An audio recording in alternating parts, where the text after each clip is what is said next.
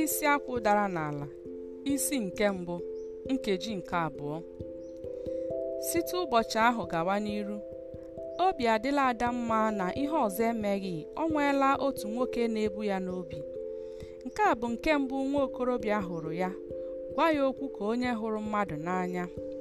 Ọ bụrụ na Ada bụ nwatakịrị, ọ gara ịdị na-amali elu ka nwatakịrị nne ya kwere nkwa na ọ ga-azụtara ya akara. Ụmụ nwoke na-amị amị n'aka ụmụ agbọghọ. Onye na-ejisighị nke ya ike, ọ mịchapụnahụ ya. Ada kwuru n'obi ya na kama Obiora ga-amịchapụnahụ ya, ya echie aka n'ala ka aka ya ghara ịdị na-amị amị. Nke ka nke bụ na Obiora gawa ọrụ, o sibe ụzọ be Ada, ha abụọ esoro gawa. Ọ gbasa ọrụ, o duru Ada n'ụlọ. Ọ nọrọ be Ada ruo mgbede tupu ụla agụwa ya. Ebe ọ bụ na Obiora na-abịa be Ada oge ọbụla, Ada ajụghị Obiora ebe obi, n'ihi na Ada bụ n'uche na otu ụbọchị Obiora ga-asị ya ka ha abụọ jee ebe ya. Na Obiora na-abịa be Ada kwa ụbọchị gosiri na ọ bụ Obiora na-achụ Ada, ọ bụghị Ada na-achụ Obiora. Nwaanyị anaghị achụ nwoke. Ndụ lọghachitere Ada n'ahụ. N'anya ya, eluigwe adịghị ebe ọzọ ma ewepụ n'elu ụwa mmadụ nọ n'ime ya. Ada amaghị na ndụ ya ga-emekata dị ya ụtọ dịka ọ dị ugbu a. N'uche Ada, ọ dịghị ya ka o nwere nwoke ọzọ ga-ahụ ya n'anya karịa ka Obiora si hụ ya. Ihe ọbụla Ada agwaghị Obiora, ọ naghị agwa ya onye ọzọ, ọbụladị nne ya na nna ya. Otu mgbede, Ada nọ na be ya na-ezu ike. Okpomọkụ karịrị akarị. Akụpe Ada ji eku onwe ya enyeghị aka. Ada wee bilie jee mata akwa ya, kuru mmiri jewe ịsa ahụ. Ebe ọ nọ na-asa ahụ, ọ nụrụ ka mmadụ nọ n'ime ụlọ ya na-agụ egwu, otu egwu na-atọ Ada ụtọ. Ọ dịghị mmadụ abụọ na-agụ ụdị egwu a na be Ada. Ada wee mara nke ọma na ọ bụ Obiora na-eche ya n'ime ụlọ ya. O wee saa ahụ ọsịsọ, mara akwa ya ngwa ngwa pụta. Ka ọ na-azọbata ụkwụ n'ụlọ ya, Obiora nọrọ n'oche ọ nọ tie mkpu sị, "Nne, ị maara ụma asa ahụ, n'ihi na chi gị kere gị mma site na mbụ." Obi tọrọ Ada ụtọ nke ukwuu, nke bụ na ọ bịara buru oche ya nọdewe Obiora. Ha abụọ wee malite kọwa ụdị akụkọ mmadụ abụọ hụrụ onwe ha n'anya na-akọ. Ha kọrọ ọtụtụ ihe na ya bụ akụkọ, ma Obiora ekweghị ekwu ihe abụọ Ada na-atụ anya ka o kwuo. Nke mbụ, Ada na-atụ anya ka Obiora jụọ ya ụbọchị ọ ga-abịa be ya, ma ọ bụ ọ sị ya na ya chọrọ ka ha abụọ jee ebe nna ya bi ka nna ya mara onye Obiora bụ. Ma Ada kwuru gawa n'akụkụ ahụ, Obiora akọrọ ihe ọzọ tinye n'akụkụ ahụ. Naanị ihe Obiora na-agwa Ada bụ ka ya si hụ ya n'anya na ka Ada si maa mma nke ukwuu. Ada wee sị ya, "Ebe ọ bụ na ị hụrụ m n'anya n'ụdị a ị na-ekwu, ọ dị gị ka o nwere ihe ga-egbochiri anyị abụọ ịlụ di na nwunye?" Obiora gbara nkịtị ọtụtụ oge, kpudo ihu n'ala. N'eziokwu, ọ bụghị ọrụ dịịrị nwaanyị ịgwa nwoke ụdị ihe a, ma n'obi Ada, ọ dịghị ihe Ada agaghị eme ka o wee ya anya na Obiora abụrụla nke ya. Ma Obiora ekweghị ekpuli ihu ya. Obi Ada malitere tawa ya ụta ihe o jiri ọnụ ya gwa Obiora ụdị ihe a, karịa Obiora iji ọnụ nke ya gwa ya. Ka ya na obi ya na-alụ ọgụ, Obiora si ebe o kpudoro ihu n'ala welie ihu ya n'ike, chịrị mkpụrụ anya ya wụkwasị Ada n'ihu. Ma ọ dịghị ihe o kwuru. Ada lekọtara ya anya, chọọ ka o sere ihu ya. Ada za ya, "Ị hụrụ m n'anya? Gị onwe gị maara nke ọma na m hụrụ gị n'anya. Ọ bụ maka na m nwere ego ka iji hụ m n'anya? Chineke ekwela. Ọbụladị na ị dara ogbenye, aga m ahụ gị n'anya dịka m si hụ gị n'anya ugbu a. Mmadụ ka ego, n'ihi na ọ bụ mmadụ kpara ego, ọ bụghị ego kpara mmadụ. ma ọ bụ Chukwu kere mmadụ. Gịnị ka ị chere na o siri ike isesa anyị abụọ? Naanị ọnwụ, ma mmadụ adịghị ekpe ekpere ka ọnwụ bịa. Ọ bụrụ na o nwee ihe m metara n'ụlọ ọrụ, ndị ọrụ anyị tụọ m nga, ị ga-akwụkwa m n'akụkụ? Gịnị ka ị na-ajụ m ụdị ajụjụ a? Maka na ọ na-agba na-akọ akụkọ agwọ, maka na ọ na-abụ a na-agwa ajụ, a na-atụ ya n'isi, a na-agwọrọ ya. A na-agbakọ maka uru, a na-agbakọ ọghọm, n'ihi na ọkwasị ụmụ ya onye tụrụ ji ya tụrụ mkpọrọgwụ, ka ọ ga-abụ onye nwe ji gwuru ji ya na ụmụ ya atụrịwa mkpọrọgwụ. Ọ bụrụ na o nwee ka ụdị ihe a dị otu a si dapụta, ma anyị abụọ gbachaa akwụkwọ, m were ya na ọ bụ ka Chineke si chọọ ka o mee. Ijewe nga, anọrọ m leziwe ezinụlọ anyị anya ruo mgbe ị pụtara. Ọ bụrụkwanụ na anyị abụbeghị di na nwunye ụdị ihe a mee, gịnị ka ị ga-eme? Ọ bụrụ na iji obi gị kwe m nkwa na ị ga-alụ m, aga m anọchere gị ijechaa nga pụta.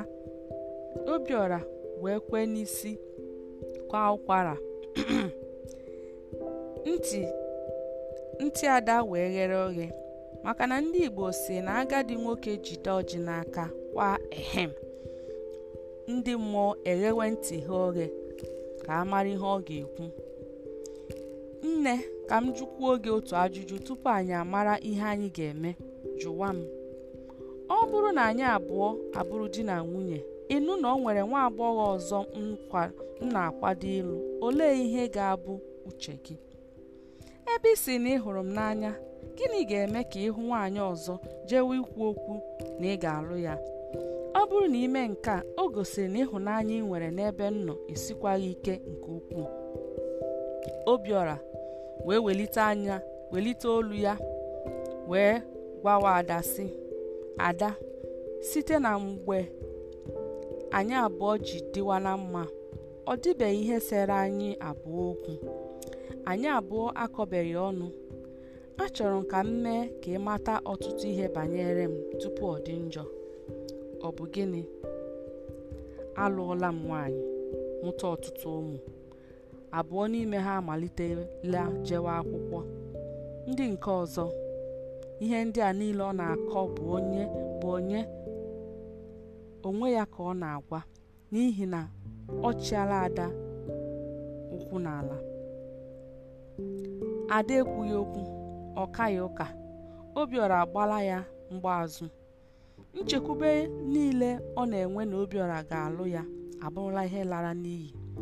Ugbu a ka o ji mara ihe Obiora ejighị isi ya ka ha ruo be ya site mgbe ha abụọ malitere dịwa na mma.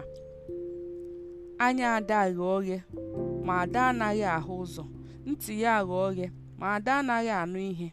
Ọ saghere ọnụ ya na-ekwu ọtụtụ ihe otu mgbe, ma n'ime ihe niile ọ na-ekwu, ọ dịghị nke nwere isi. Obiora nọ n'otu ebe na-ele Ada anya. Ada n'otu ebe na-akpọ nkụ ka ji ahụ nyere n'ọkụ. Egwu malitere tụwa Obiora na Ada ga-anwụnahụ ya n'ụlọ ebe ahụ. Obiora wee kpọọ ya Ada. Ada za ya, ọ bụ gịnị? O nweghị. Ndị Igbo sị na ọ bụ onye maara ihe mere ụma na-ajụ ajụjụ. Ndị Igbo sị na ọ bụ onye maara ihe mara ụma na-ajụ ajụjụ. Hụrụ ụgbọgụrụ jụwa nne ya ọ na-amị anyị. Obiora duru ndị mmụọ jee gbuo mmadụ, bịa duru ndị mmadụ jee mgbaru, pụta n'ụzọ jụwa ihe mere akwa ji ada ebe niile. O wee si n'oche ebe ọlọ bilie, jee ka o jide Ada aka n'ubu. Ada wee kwaa ya aka kwara ya, nke bụ na ọ bụrụ na Obiora ejisighị ike ghọta onwe ya, azụ gara iru ya ala. O wee jụọ Ada sị, ahụ ọ dịkwa gị? Nke ahụ gbasara gị, nke ahụ agbasaghị gị. laa be gị jee jụwa nwunye gị ma ahụ dịkwa ya. Hapụ nwa Okafọ ka o zuoro onwe ya ike. Mkpụrụ anya Ada mgbe ọ na-agwa Obiora okwu a nwere ike iyi okenye egwu ma ya fọdụzie nwata. Nne, ihe m ji gwa gị ihe a bụ, anụla m ihe i kwuru. Ị nwere ike ịlawa be gị jee lere nwunye gị anya na ụmụ gị. Asị m gị laa be gị. Ada ekweghị ya kwupụ ihe ọbụla o bu n'uche, chịrị ọnụ wudo ya. Ị ga-ala ka ọ bụ na ị gaghị ala? Ọnụ ekweghị Obiora ekwu ihe ọbụla, ma mgbe Ada jere n'ebe ọ na-akwasa ihe nri ka Obiora ji mara na ọgụ achọwala ịda. Ụdị ọgụ a abụrịrị ụdị ọbara na-eso n'azụ. Ọ bụghị mma ka ọ na-eje iweta, ọ bụrụ aka odo ya ma ọ bụ ngaji ofe ya. Nke ọbụla a kụrụ mmadụ n'isi, ọbara aghaghị ịpụta. Ma cherekwa, Ada kụwa Obiora isi, Obiora ga-asị nwunye ya na ọ bụ gịnị mere ya? Chineke ekwela. Obiora ekweghị ka Ada wetacha ihe ọ na-eweta, mapụ ezi ka onye ọsọ na-achụ, maka na ọ bụrụ ọbara laa be ya, ihe ọ masịrị ya ya ghara nwunye ya n'ụgha. Ọ dịghị ihe ga-egbochi nwunye ya ịchọpụta ihe mere, maka na ekpuchikata anwụrụ ọkụ ihe, ọ dịghị ihe ga-egbochiri ya ihu ụzọ ọ ga-esi jewe eluigwe. Ọ bụ mgbe Obiora gbafere okporo ụzọ ka ọ hụrụ Ada ebe o ji aka odo kwụrụ n'ọnụ ụzọ be ya na-aba mba.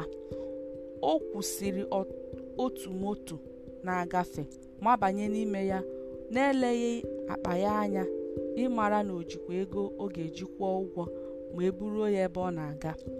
Mgbe moto bururu ya be ya ka ọ gbabara n'ụlọ weta ego kwụọ nwoke na-akwọ moto ahụ.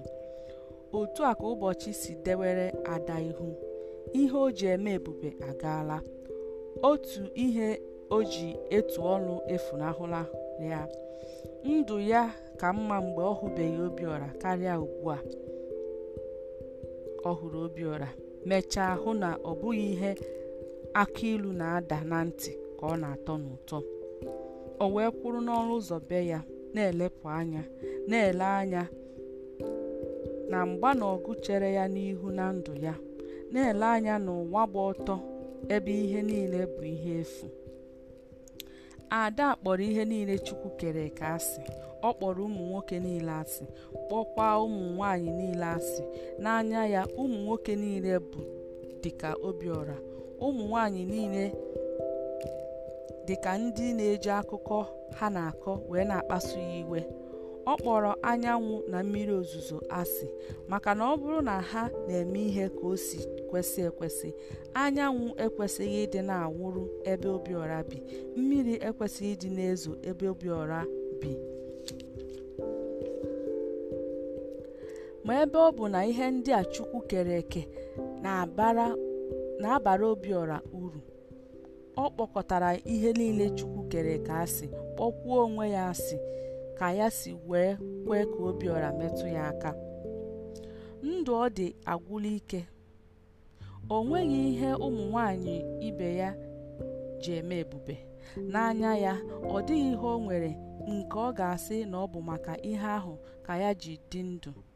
Ọ bụrụ na Ada nwere ka ọ ga-esi mebie ụwa, ọ gara imebi ya ka ya na Obiora jee n'ọkụ mmụọ jee lụwa onwe ha, maka na o were ya anya na Chineke agaghị anabata Obiora n'eluigwe. O wee nọrọ n'ebe ọ nọ na-ekiri ndị mmadụ. Ọ naghị ele ha anya ka mmadụ, ọ na-ele ha anya ka ihe Chineke kere eke. Onye na-aga, ọ dị ka ụwa ezuru ya oke, ma ọ tọghere gị mkpa dịrị ya, ọnụ agaghị enye gị kọwara ya maka nke gị. Ma onye kọchaa ihe na-ara ya, ndị mmadụ asọwa ya oyi. Ebe ọ nọ na-elepụ anya, ọ hụrụ otu nwoke na-ere akwa ọkụkọ na ọkụkọ ojii. Otu ihe gbatara ya n'uche. Anụ na-agba agba ma mmanụ aṅụ na-atọ ụtọ. otu ihe gbatara ya n'uche: aṅụ na-agba agba ma mmanụ aṅụ na-atọ ụtọ, ogiri na-esi isi ma ụtọ ya na-adị egwu n'ofe, onugbu na-elu ilu mana ọ na-adị ụtọ n'ofe. Anya ya gakwara ebe ọkụkọ ahụ dị ọzọ, o wee hụ ọkụkọ ojii na akwa ọcha o yiri. Ebe ọ bụ na ọkụkọ ojii nwere ike iyi akwa ọcha, akpachaghị anya, ụwa dịkatara ya njọ, ọ dịwara ya mma, maka na ebe ihe na-elu ilu dị ka ihe na-atọ ụtọ si na-apụta. Naanị ihe pụrụ ya n'ọnụ bụ ụwa bụ ihe efu. Ebe a ka anyị ga-ewetara gị ihe ọgụgụ pọdkast nke izuụka a n'isi njedebe. Chebiri anyị n'izuụka ọzọ ka anyị mara ka ada n'ụwa ya si jee. Daalụ.